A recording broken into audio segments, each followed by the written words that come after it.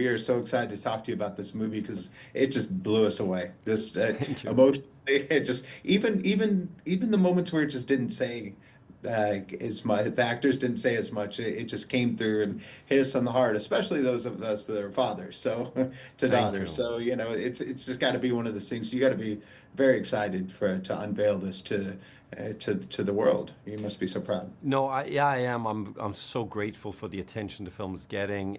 It's out already in France and Norway and Belgium and a couple of other places, and it's doing very well. And it's interesting how old and young people are coming together to see this film. So you never know, and I'm very grateful.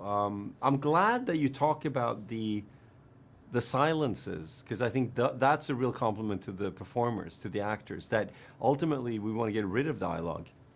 Yeah. Like, and there are all these moments in the film where, of course, there's a lot of dialogue scenes and stuff, but you want to create like an intimate space where you're really close to the character, so that people can bring hopefully some sense of empathy and interpretation to the film. Yeah, well, and you had the front row seat to some of the best performances we've seen this year. And so, at what point were you kind of behind the camera, just going, "We got this"? A lot of the time, I was very moved by them. I have this technique where I'm a bit old school, so I sit next to the camera. I have a handheld monitor so I can check the frame, but I look at the actors. Thereby, I'm able to judge them and feel them, what's going on, and hopefully help them. Not that they always need so much help, but they need to be encouraged to do a variation of takes so that we can choose later kind of where we're going. And I thought that was really interesting on this one, being very emotionally. I wept sometimes, and I felt things, and I laughed, and I really got engaged with what they were doing. And I think it's the best ensemble I've ever worked with, to be honest with you. I'm very proud of them. Yeah, it really is. And of course, we knew they're all great actors, but Elle was also just so surprising too. And how did you know she was the right one? Because that was kind of the great factor there. Not only in her role in the movie, but also. If you look closely at her career, time and time again, she shows her craft and subtlety and variation.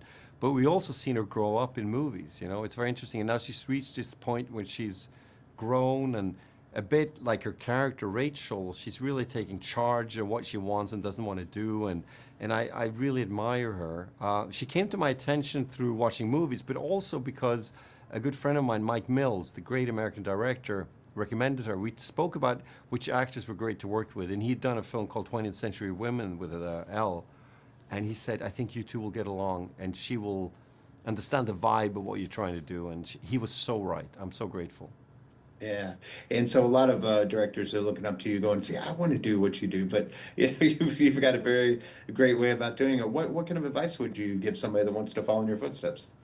I think the clue about movies is to not be intimidated by the big machine. Rather, look at it as a craft that you got to train to get into control of, and that you make films from a personal place. Your temperament, your way of looking at things, is your voice, and not to yearn for the fame game thing. Just try to stay true to what stories you think you can tell the best. And it's maybe obvious things to say, but it's hard in an industry that very easily encourages generic solutions. So to young people, I want to see the film that's specifically you rather than something someone else could have made. Yeah, beautifully said. And when it's go time, oh, what do you think about when you've got them all looking at you and it's time to go? Is there something you tell yourself that kind of keeps you on the right path? I have this ethos of luck favors the well prepared. So I actually do a lot of pre production. I do rehearsals. I try really to get the most out of people before we shoot, so that when we shoot, we can kind of create this sense that we lose control and find it in the moment. But that takes a lot of planning to get to that very free space. Yeah. Well, it's a beautiful film. I think people will get something different out of it depending on what they've been through. What are you hoping they take away here?